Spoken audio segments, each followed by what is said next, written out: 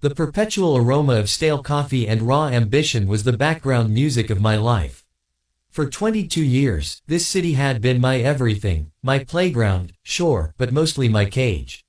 I, Raiden Miller, grew up in the sprawling, unforgiving boroughs where the sky felt perpetually gray and opportunity was a distant, twinkling star. I knew struggle like a second skin. My clothes, though always clean, bore the subtle scars of countless washes and mends. A faded denim jacket, jeans with a carefully patched tear at the knee, and sneakers that had seen more pavement than I cared to remember. Subway fare. That was a luxury I usually couldn't afford, so I walked everywhere, keeping me lean and giving me plenty of time to think. My short blonde hair was often overdue for a trim, but underneath it all was an earnest face and a mind that refused to quit. I wasn't an idiot, far from it. I had a keen mind and an almost uncanny knack for problem-solving, skills I'd mostly honed through endless hours tinkering. I'd scavenged old electronics, bringing them back to life with a precision that felt surgical. But a formal education beyond high school was a pipe dream, swallowed by the immediate demands of keeping food on the table for myself and my ailing grandmother. I'd worked every odd job imaginable: delivery driver, short-order cook, even a stint as a street artist sketching caricatures. Each day was a grind, a constant battle against the tide of poverty, yet I held onto a stubborn, unyielding hope. I believed in a breakthrough, a chance encounter, a moment where my innate abilities would finally be recognized. That belief was put to the ultimate test one blustery Tuesday afternoon. I was on my way back from a particularly fruitless job interview at a fast food chain, my spirits dragging, when I stumbled upon the city plaza. It was a different world entirely. A gleaming oasis of modern architecture, sparkling fountains, and meticulously manicured greenery. I'd never ventured this far into the heart of the financial district. It was the land of people who didn't worry about rent. Then I saw her. She emerged from the sleek glass doors of a towering skyscraper, a vision of absolute power and elegance. Her ginger hair was a vibrant flame against the muted city tones, styled impeccably, framing a face that was strikingly beautiful but held an air of formidable confidence, almost annoyance. She moved with an undeniable authority. Her tailored business suit, a deep, rich navy, exuded an aura of wealth and sophistication that quite literally took my breath away. I watched, mesmerized, as she swept past, her expression firm, her gaze fixed somewhere beyond the bustling street. I didn't know her name, but the sheer force of her presence was captivating. She was everything I wasn't: success, influence, a life free from the constant gnaw of worry. For a fleeting, utterly wild moment, a thought sparked in my mind: what if I could work for someone like her? The idea was ludicrous. Me, Raiden, with my worn clothes and non-existent resume, trying to get into the world she commanded with such effortless grace. I watched her disappear into a waiting black car, a symbol of the immense chasm between our lives. I shook my head, a wry, self-deprecating smile touching my lips. It was a fantasy, a daydream fueled by the city's impossible contrasts. But then, a few days later, a flyer tacked to a community board caught my eye. Tech innovators wanted. It didn't just ask for coders or engineers, it mentioned creative problem solvers and unconventional thinkers. The company name was Viridian Global. A quick search on my ancient, sputtering phone revealed that Viridian Global was a rising star in sustainable tech, known for its cutting-edge solutions and its enigmatic CEO, a brilliant, fiercely independent woman named Evelyn Reed. Evelyn Reed, the ginger-haired woman from the plaza. My heart hammered against my ribs. It was audacious, insane even. I had no formal qualifications, no pedigree. But I had an unshakable belief in my own abilities, and now, a face to put to my ambition. I spent every spare moment preparing, polishing my meager portfolio of salvaged gadgets, sketching out my innovative ideas for renewable energy and waste reduction. I even borrowed a tie from my grandfather, a faded blue relic that looked comical against my denim jacket, for the initial interview. The day I walked into the lobby of Viridian Global, the very same lobby where I'd seen Evelyn Reed for the first time, my worn sneakers felt incredibly out of place on the polished marble floors. I clutched my old, beaten-up folder, filled with hopes and dreams and a desperate need for a chance. The elegant, tailored suits of the other applicants seemed to sneer at my denim and patched jeans. Then, I saw her again. Evelyn Reed stood in the very center of the expansive, sunlit lobby. She had her arms crossed, and her expression was a mix of confidence and mild impatience, exactly as I remembered. She was even more formidable up close, her eyes, the color of a stormy sea, missing nothing. She wasn't looking at me, but my gaze was fixed solely on her. I swallowed, the knot of nerves in my stomach tightening. This wasn't just an interview, it was a confrontation with the very embodiment of my aspirations. I was Raiden Miller, the kid from the wrong side of the tracks, and she was Evelyn Reed, the CEO of a global empire. And somehow, I had to convince her that I belonged. I checked my folder one last time, my fingers tracing the worn edges of the manila paper. It wasn't just a folder, it was my one shot. I took a deep breath, trying to steady the frantic rhythm of my heart. Just talk about the tech, Raiden. Ignore the suit. The waiting room was an exercise in intimidation. Everything, the minimalist art, the ergonomic chairs, the silence, screamed of money and exclusivity. When my name was called, I nearly jumped. A nervous young assistant led me down a gleaming corridor. "Ms. Reed will see you now," she whispered, her eyes wide, as if approaching royalty. The room was her office, an architectural marvel high above the city. One entire wall was glass, offering a breathtaking, terrifying view. Evelyn Reed was seated behind a vast, dark wood desk that looked like it cost more than my grandmother's entire building. She didn't stand up. She didn't offer a handshake. She merely raised her striking sea storm eyes to meet mine. "Raiden Miller," she stated, her voice cool and crisp, like shattering ice. There was no warmth, only an assessment. Her crossed arms only amplified her already imposing posture. I walked to the chair opposite her, placing my folder on the desk. My faded denim jacket suddenly felt itchy and embarrassingly casual. "Thank you for seeing me, Ms. Reed," I managed, trying to sound confident, but my voice wavered slightly. She leaned back slightly, her expression remaining perfectly unreadable, a mask of arrogance and mild boredom. "Let's dispense with the pleasantries, Mr. Miller. Your application was unconventional. You lack a degree, your work history is fragmented, and you look like you just wandered off a college campus protest. Why are you wasting my time?" The directness hit me like a physical blow. Most executives offered a polite dismissal. Evelyn Reed went straight for the jugular. I felt the heat rise in my cheeks, but I dug deep for my stubborn hope. "I'm here because your company, Viridian Global, needs a problem solver, not just a degree," I countered, pulling out a small, disassembled electronic component from my folder. "I built this prototype for a low-cost, decentralized power relay.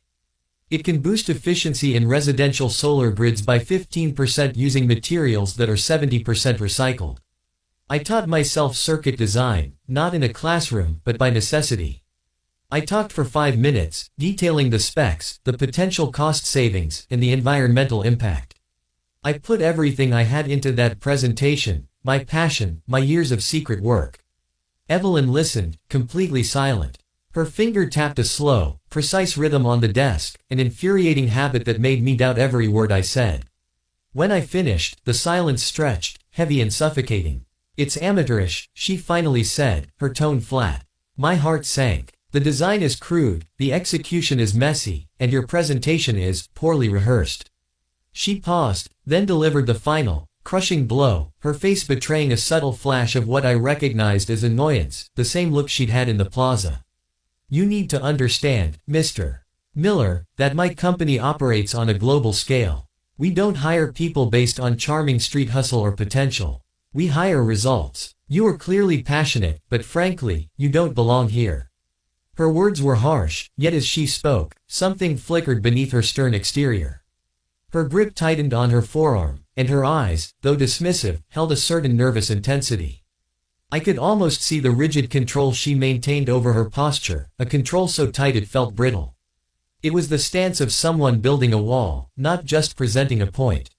"She's not just arrogant," I realized. "She's terrified." "I appreciate your honesty, Ms. Reed," I said, ignoring the sting of her rejection. I kept my gaze steady, meeting her cold, dismissive look with a determined one.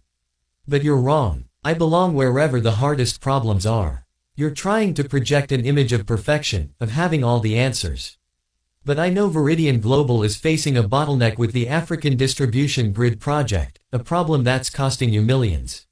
I have a solution for that."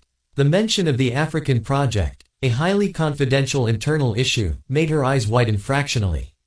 It was the first genuine reaction I'd gotten. "How do you know about that?" she demanded, her voice losing its cool edge for a brief, tense moment. The question wasn't about the solution, it was about the security breach. I allowed myself a small, confident smirk. "I told you, Ms. Reed, I'm a problem solver. I solve problems that people with degrees and perfect resumes can't even see. Give me the chance to prove it.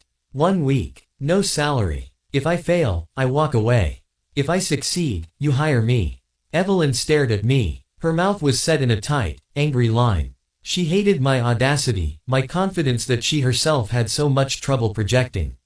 I saw the fear in her eyes, the fear that I might actually be right, the fear of letting a wild card into her controlled world, and maybe the fear of admitting she needed help. But then the arrogance, her protective shell, snapped back into place. "You have 1 week, Mr. Miller," she spat out, her voice hard. "Not because I believe in you, but because I look forward to watching you fail." I nodded, picking up my folder. My heart was pounding with a victory that felt as fragile as glass. "I won't let you down, Ms. Reed." As I turned to leave, I stole one last glance at her. She was already staring out the vast window, her arms still crossed tightly, her back stiff and perfect. She had won the battle of wills, maintaining her icy persona, but I had secured the war's first foothold. I was in, and I had a feeling that underneath that elegant, contemptuous suit, Evelyn Reed was crumbling a little. I was given a tiny cubicle on the lowest floor, a windowless box usually reserved for temporary IT staff. It felt less like an office and more like a punishment. But it had a monitor, a desk, and, crucially, access to the internal data I needed. I immediately immersed myself in the African distribution grid project files. The problem, as I suspected, wasn't a flaw in the core solar technology, but in the implementation of the local microgrid relay systems. The components were too sophisticated, requiring specialized maintenance that wasn't available in remote areas, leading to frequent, expensive shutdowns. Evelyn's team had tried to brute force the problem with high-tech solutions. I knew the answer was simpler, tougher, and cheaper. For 2 days, I lived in that cubicle, surviving on vending machine coffee and sheer adrenaline. I was so focused, I barely noticed when the sleek, tailored shadow of Evelyn Reed darkened my doorway late on the second night. She looked exhausted, the crispness of her suit slightly wilted, but her posture was as rigid as ever. She clearly hated being here. "Mr. Miller," she said, her voice sharp enough to cut glass. "The maintenance reports for the Ghana substation just came in. Another failure. Have you done anything other than consume my company's electricity?" I looked up, grinning despite myself. "I've analyzed 18 months of maintenance data, 40 hours of field engineer logs, and figured out why your system fails, Ms. Reed. It's too sensitive. You need a relay built with minimal moving parts that can be fixed with a screwdriver and a piece of wire, not a complex sensor array that requires a college degree to recalibrate." She scoffed, crossing her arms tighter. "That sounds incredibly backward, Miller. We are Viridian Global, we innovate, we don't regress. Innovation isn't always about making things complex," I argued, standing up, my patched jeans contrasting sharply with her designer trousers. "It's about making things work where they didn't before. I've designed a prototype for a mechanical relay switch, all it needs is a local blacksmith to duplicate the parts. It's almost immune to dust and heat." She narrowed her eyes, studying the crude diagram I'd taped to the wall. The silence was thick, charged with her disbelief and my unwavering confidence. "Show me the schematics," she commanded, walking briskly past me towards the door. "And explain your component choices in detail." Now, I scrambled to follow her, grabbing my rough notes. "They're on the 28th floor, Ms. Reed. I haven't finalized the 3D model yet, but the physics are sound." The moment we reached the elevator bank, fate decided to introduce a moment of pure, awkward chaos. Evelyn, focused solely on maintaining her formidable front, marched straight towards the glass doors, tripping over a cleaning cart that had been momentarily left out. It was a spectacular stumble. Her expensive, high-heeled shoe buckled, and she pitched forward with a gasp. My instincts took over. I dropped my papers and lunged, catching her by the arm just before her face collided with the marble floor. She was surprisingly light but tense, like a coil ready to snap.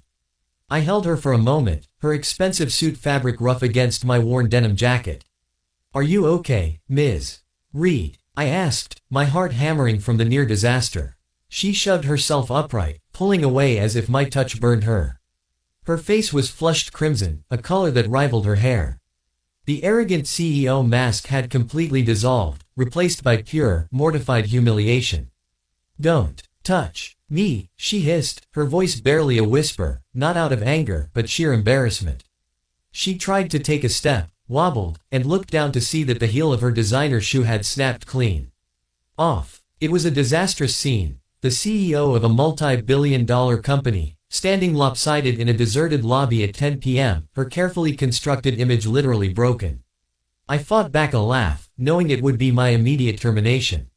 Instead, I carefully picked up the broken heel. "We need to get you out of here, Ms. Reed. I'm pretty good at fixing things. Maybe I can duct tape this." That suggestion earned me a glare that could melt steel. But the anger was mixed with a hint of desperation. She was trapped. "Just find the emergency stairs." "I can't walk like this," she bit out, pulling off the remaining high heel with a frustrated, jerky motion. She stood barefoot on the cold marble, looking vulnerable for the first time. It was a glimpse past the Ice Queen facade, a nervous, real woman who just wanted to vanish. As we ascended the emergency stairs, a tight, claustrophobic climb that was the antithesis of her luxurious office, I kept a respectful distance. She maintained a tight silence, her every muscle screaming humiliation. Finally, we reached the 28th floor. She marched straight to her desk, ignoring her discarded shoes, and pointed sharply at the computer. "Show me the schematic, Miller. Now." I quickly pulled up the 3D model of my robust, mechanical relay. As I walked her through the design, she slowly began to regain her composure, her mind shifting back to business. She challenged every assumption, every material choice, but her questions were sharp and intelligent. The engineer in her was intrigued, the CEO still skeptical. "It's too simple," she concluded, leaning back, the bare skin of her feet peeking out from under the desk. "It works," I insisted. "It's cheap, it's durable, and any local technician can maintain it. It's the solution you need to stop bleeding cash." She stared at the screen, then at me. Her expression was a complex mixture of disdain, professional respect for the idea, and deep personal annoyance that the solution had come from me. She finally sighed, a sound of profound professional resignation. "Fine, Miller. Have the prototype manufactured immediately. Send it to the Accra field office. I'll personally call the project lead." I allowed a grin to finally break through. "Thank you, Ms. Reed. I'll need a company credit card and access to the rapid prototyping lab. And maybe a pair of shoes for you." Her stormy eyes flashed. "Focus on the project, Miller. You have a job to do. I'll deal with my own footwear." But as I left the office and walked back to my humble cubicle, I saw the empty space where her shoes had been. And I knew one thing. I had not only found a solution for Viridian Global's distribution problem, but I had also seen a crack in the foundation of Evelyn Reed's carefully constructed wall. The game had changed. The success of the new mechanical relay in Accra was undeniable. Within 3 days, the substation's efficiency stabilized, and the maintenance costs plummeted. Evelyn Reed didn't offer praise, but the silent, grudging respect in her eyes was more satisfying than any paycheck.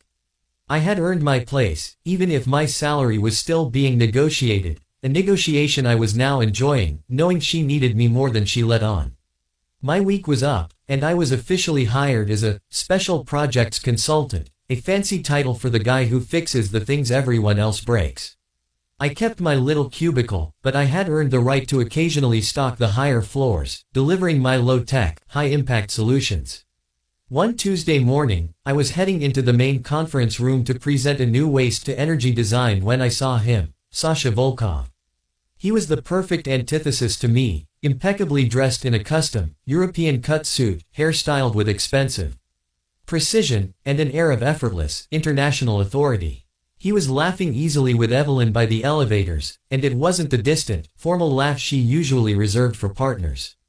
This was genuine, warm, and, frankly, irritating. "Sasha," Evelyn said, her voice unusually soft, a sound I hadn't heard before. "This is Raiden Miller, our new special consultant. Sasha offered a brief, dismissive glance at my denim jacket and patched jeans, extending a manicured hand. Ah, the temporary help. Evelyn mentioned you. Seems you pulled a rabbit out of the hat with that rather crude Ghanaian fix. His smile was patronizing. I'm Sasha Volkov, CEO of Volkov Dynamics. Evelyn and I go way back, old school friends, you could say. His grip was just a little too firm, too long. Raiden Miller, I replied, my grip firm and my smile easy. And I specialize in fixes that work, not ones that look good on a press release. The subtle jab made Evelyn's eyes flash, but before she could intervene, Sasha smoothly looped his arm through hers, a possessive gesture that made my jaw tighten. Evelyn and I have a lunch meeting now, Raiden. We're discussing a potential collaboration that's far beyond your pay grade. Don't worry, she'll tell you if any of your fixes are relevant later. He steered her away. Evelyn didn't object, but as she walked, her head turned slightly, her sea storm eyes meeting mine over Sasha's shoulder. In that brief moment, I didn't see contempt or arrogance. I saw a flicker of challenge, almost a plea for me to cut the tension. That night, I took action. I knew Sasha was the ghost of her past, the successful, acceptable partner her world expected. And I knew the only way to beat him was to rattle Evelyn's cage until she noticed the real problem wasn't the African grid, but the man holding her arm. I found her late in her office, staring at a complex financial report. She was barefoot again, the expensive shoes replaced by sleek, custom slippers, but her arms were crossed, her eternal defense mechanism. Sasha Volkov is boring, I announced, leaning against her doorframe. She didn't look up. Mr. Miller, I'm working. That's highly unprofessional and irrelevant. No, it's highly relevant, I teased, taking a few steps inside. He called my work crude. His entire demeanor is a refined form of arrogance. You despise refined arrogance, Evelyn. That's why you hired the guy from the streets. She finally slammed the pen down. Don't call me Evelyn. And I hired you because you solved a problem that was costing my company millions. Don't mistake professional utility for personal interest. Her voice was glacial, her facade impenetrable. I walked closer, stopping right beside her desk. I didn't lean in aggressively, but with an open, challenging charm. You know, for someone who claims to hate compliments, you react with astonishing ferocity every time someone compliments your work by calling you Evelyn. She looked up at me, fire in her eyes, ready to unleash a torrent of CEO fury. Besides, I continued, winking, you look much better when you're genuinely annoyed, not bored by Sasha's market analysis. She inhaled sharply. Get out of my office, Raiden.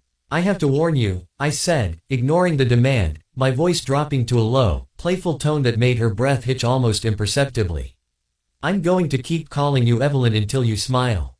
It's a goal, and I always fix the hardest problems. You are infuriating. She whispered, her face tight with a furious desire to maintain control.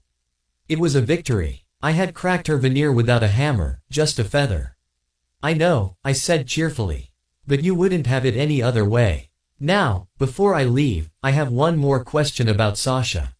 She frowned. What? I took the broken heel she'd left on her desk after the incident in part 3 and pretended to examine it critically. Is Sasha the kind of guy who would stop to help you glue your heel back on with super glue, or would he just buy you a new pair? Because I'm the guy who helps you fix it, Evelyn. Her jaw dropped. She hated the familiarity, hated the observation, and hated that I knew a vulnerable, embarrassing detail about her. It was the perfect cocktail of fury and mortification. Go, she managed, her voice shaking slightly with controlled rage. I grinned, my mission accomplished. Good night, Evelyn. Try not to let Sasha bore you to death. As I walked out, I knew Sasha Volkov might have the pedigree and the wealth, but I had something he lacked, the ability to see the scared, secretly insecure woman beneath the armor, and the audacity to tease her out. She was still selling herself short, clinging to the cold mask of the CEO, but every time she bristled at my presence, I felt the unmistakable spark of genuine connection. The game was on. The atmosphere at the Viridian Global Annual Gala was electric. But for me, Raiden Miller, it felt like enemy territory.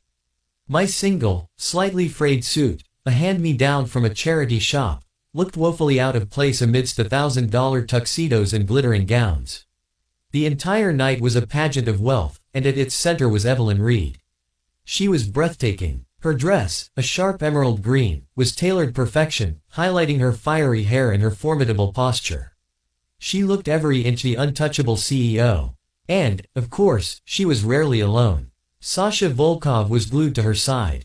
He played the part of the devoted suitor flawlessly, whispering compliments, guiding her through the crowd, his European charm dripping with possessiveness. Every time Evelyn laughed, a refined, controlled sound, my blood boiled. I knew it was all a show, a game of appearances, but it felt like he was erasing the small, insecure glimpses of her that I had worked so hard to uncover. I was leaning against a pillar, watching the spectacle, when Evelyn finally detached herself to grab a drink. She walked past me, her eyes meeting mine for a charged, silent second.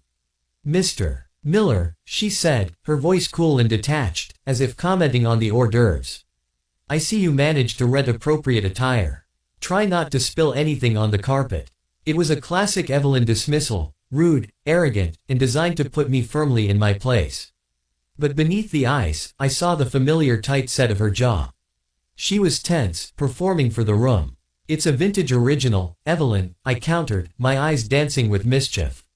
Unlike Sasha's suit, which probably came with an instruction manual on how to look blandly successful. She narrowed her eyes, ready for a counterattack, but Sasha appeared, sliding his arm around her waist. "Ah, Raiden," Sasha purred, his smile predatory. "Enjoying the ambiance. Evelyn was just telling me about your resourceful background.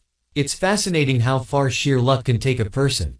That was the line. He wasn't just dismissing me, he was challenging the legitimacy of my presence, and by extension, Evelyn's choice. Evelyn's body stiffened beneath Sasha's arm. I saw the struggle on her face, the instinct to maintain her composure, to ignore the drama, warring with the sudden, fierce protectiveness she felt for the unconventional man she had secretly chosen. "Luck had nothing to do with it, Sasha," I said, meeting his gaze directly. "It was logic, a skill your analysts seem to lack." Sasha's smile faltered. Before he could retort, Evelyn did something entirely unexpected. She gently removed Sasha's arm from her waist, took 2 deliberate steps, and stood directly in front of me. She was so close I could smell her expensive perfume, mingled with the faint, underlying scent of driven willpower.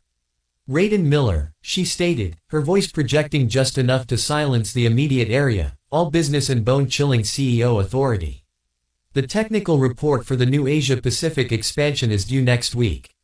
It's critical. I need you on the ground in Singapore tomorrow morning to finalize the specifications." Sasha looked stunned. "Singapore. Tomorrow. Evelyn, we had plans to discuss the Volkov merger proposal." Evelyn didn't even glance at him. She looked only at me, her expression hard, almost angry, as if I was the one forcing her hand. It was her indirect, arrogant way of showing favor. She was giving me the most critical, complex project. She was choosing my competence over his capital. "The merger proposal is non-priority, Sasha," she said, her voice regaining its Arctic chill. "Mr. Miller's work directly affects our bottom line.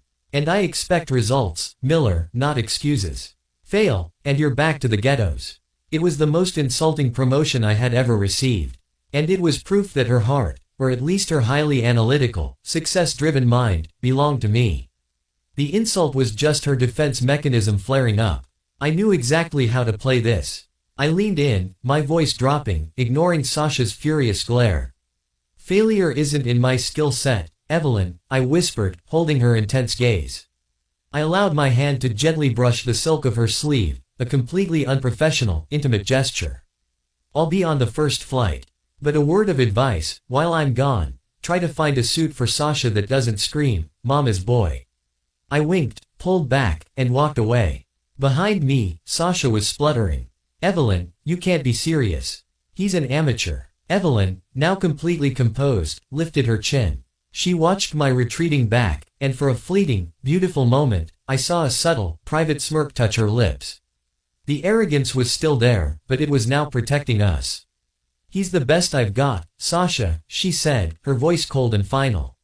"You should know, I always choose performance over pedigree." I exited the opulent hall, leaving the glittering facade behind. I had a difficult project to tackle, a CEO who secretly adored me while publicly humiliating me, and a jealous rival to manage. I couldn't wait to see the expression on Evelyn's face when I returned from Singapore. I landed in Singapore before dawn, ignoring my jet lag and heading straight to the project site. Evelyn's order, or rather, challenge, still rang in my ears. The Asia-Pacific project was the most complex I'd ever faced, a mix of bureaucratic hurdles, inconsistent inter-country voltages, and extreme climate challenges. I immediately rented an old scooter, started surveying the existing network, and talked directly with the local technicians. I sent Evelyn succinct, data-dense progress reports every 12 hours. No pleasantries, just facts, diagrams, and solutions. I knew she was expecting me to fail, but I also knew she was secretly waiting for me to succeed. On the third day, I pinpointed the real problem. It wasn't technical, it was a problem of cultural adaptation. The sophisticated hardware Viridian Global had shipped was designed for dry, air-conditioned Western environments, causing rapid failure due to tropical humidity. My solution: redesign the protective casing with cheap composite materials and natural ventilation, a fix that any Ivy League engineer would scoff at, but one that would last a decade in Southeast Asia. The silent oversight. On the fourth night, I was still in the field workshop, sweating and covered in oil, when my company phone rang. It was Evelyn Miller. Her voice was sharp, cutting through the whirring fans. Your last report was incomplete. Where are the composite material specifications? I haven't sent them yet, Evelyn, I replied, a wide smirk forming on my face. I've been busy patenting the design. I'll give you the specs after you tell me why you can't sleep. Silence. Then, she said in a low tone, don't be insolent. I'm just securing the company's investment.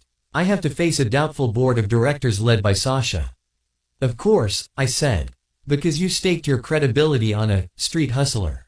Don't worry. I'll make sure you look like a genius. But you have to promise not to call again tonight. I'll call whenever I damn well please, Raiden, she shot back, then hung up without saying goodbye. What I didn't know was that Evelyn wasn't calling from New York. She was calling from a luxurious hotel suite at Marina Bay Sands. Evelyn Reed had been in Singapore since the second day. She had tracked my every move through her security staff's reports. She watched from afar, seeing me argue with contractors, eat street food, and work until the early hours.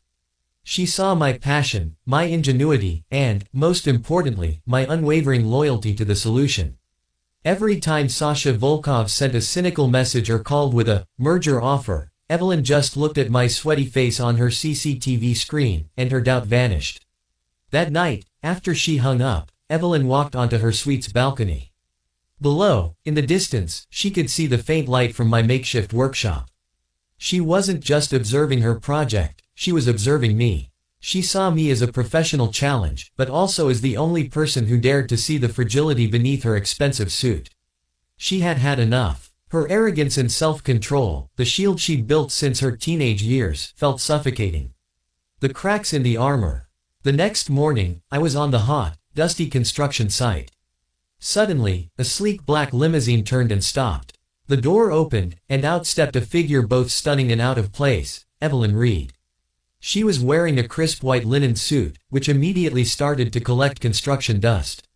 She wasn't holding a folder, there were no bodyguards. Just her, and a pair of sea storm eyes that now looked slightly tired, yet fiercely determined. Raiden Miller, she said, her voice a little hoarse. Evelyn, I replied, wiping sweat from my brow. You're far from your comfort zone. Is there a problem? Because the Philippine grid will be online tomorrow. She stepped over a pile of materials and stared at me. For the first time, her arms weren't crossed. Her hands were clenched at her sides. I don't care about the Philippine grid right now, she snapped, her voice trembling with suppressed emotion. I flew all this way because I couldn't take it anymore. I cannot go back to New York, back to my office, and back to the nauseating Sasha and the dismissive board without making a declaration. I leaned against the warehouse frame, watching her. A declaration about what, Evelyn? About my simple solutions that work. She took a deep breath, and I saw the genuine crack in her armor, fatigue, longing, and fear. No, Raiden, not about work, she cried out. Then, she lowered her voice to an intense whisper, I know you know. You saw me fall in the lobby. You see that underneath all this, I'm just a woman tired of pretending to be perfect. And you just see a problem and fix it. Even my problems. She stepped closer, staring straight into my eyes. The dust in the air settled on her white suit, and she didn't care. I can't work without you anymore, she said. Not because you fix the power grid, but because you fix me. You are the only person who dares to challenge me, who refuses to be intimidated. You make me feel real. She lifted her hands, releasing the grip of her fists, and took hold of my arm. Her cool fingers touched my hot, sweaty skin, sending an electric current through me. Sasha Volkov represents the structured life, the life I was supposed to lead, she whispered, her eyes showing a vulnerability I had never witnessed. But with you, I don't have to wear high heels. I can be my messy, ambitious, anxious self. That bothers me, Raiden, and that's why I have to have it. She took another breath, making the final leap off the cliff of her arrogance and control. I want this to end, she said, her voice now calm but resonating with startling certainty. She looked into my eyes, the eyes of the street kid she'd insulted weeks ago, and asked the question. Raiden Miller, I won't ask you to be my boyfriend or my business partner, she said. I want you to be my whole life. Marry me. All the noise of construction, jets, and traffic disappeared. It was just the two of us under the intense Singapore sun. The CEO of Viridian Global, in a dusty linen suit, was asking me, a degreeless tinkerer, to marry her. I smiled, a genuine smile I never showed the executives. I pulled her closer, ignoring the fact that she was my boss, and touched her cheek with my dirty hand. You know, Evelyn, I said, my voice low and full of meaning. I always enjoy fixing broken things, especially when they're the hardest problem I've ever seen. But this is the first order of yours I won't refuse. I leaned in and kissed her, a kiss that was both a promise and an acceptance. It wasn't delicate, it was a blend of ambition, workshop grime, and pure, raw passion. Evelyn kissed back with a surprising intensity, her arms wrapping around my neck, releasing all the anger and tension she had held for years. But I have one condition, I said, pulling back slightly and looking at her. You have to promise never to say I lack pedigree again. Evelyn's first genuine, bright, challenging smile appeared. It wasn't an arrogant smirk, it was a victorious one. I'll promise anything, Raiden, she whispered. Now, give me your material specs. Victory in the boardroom. Back in New York, Evelyn and I called an emergency board meeting. Sasha Volkov sat across from Evelyn, his smile cold and confident. He was certain Evelyn had called the meeting to announce my failure in Asia and perhaps accept his merger offer. Evelyn, wearing a brilliant maroon power suit, ran the meeting. She was visibly calmer, stronger, and radiated a new aura. She was happy, but she was hiding it extremely well. I called this meeting to discuss the Asia-Pacific project, Evelyn said, her voice like cracking ice. The project is a success. The Philippine, Malaysian, and Indonesian grids are online, with a 20% efficiency boost and a 500% reduction in maintenance costs. She glanced at Sasha. The decision to hire Raiden Miller was entirely vindicated.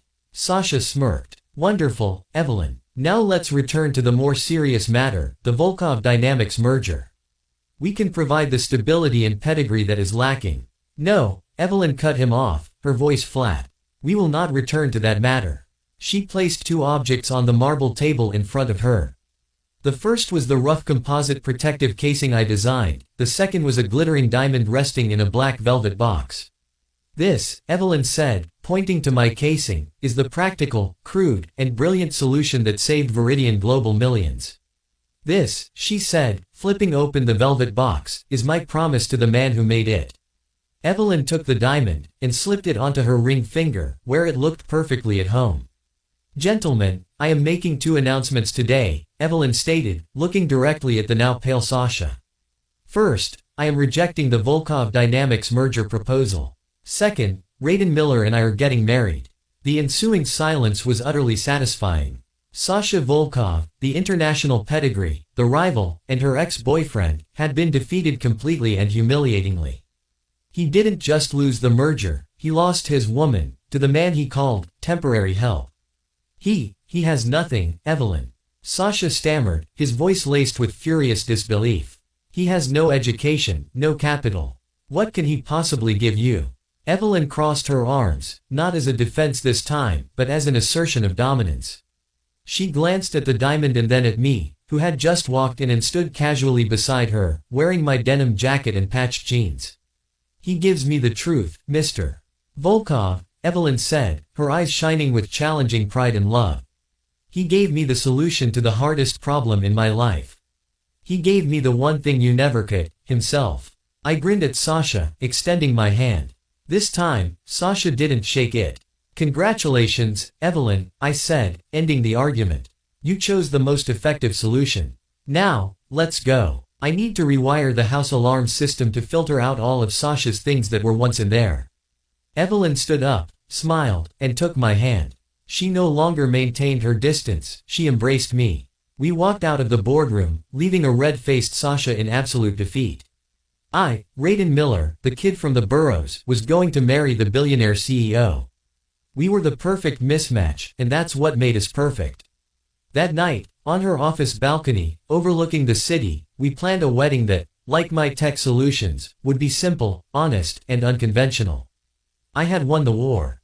And as my prize, I got Evelyn, the ice queen who was now my fire.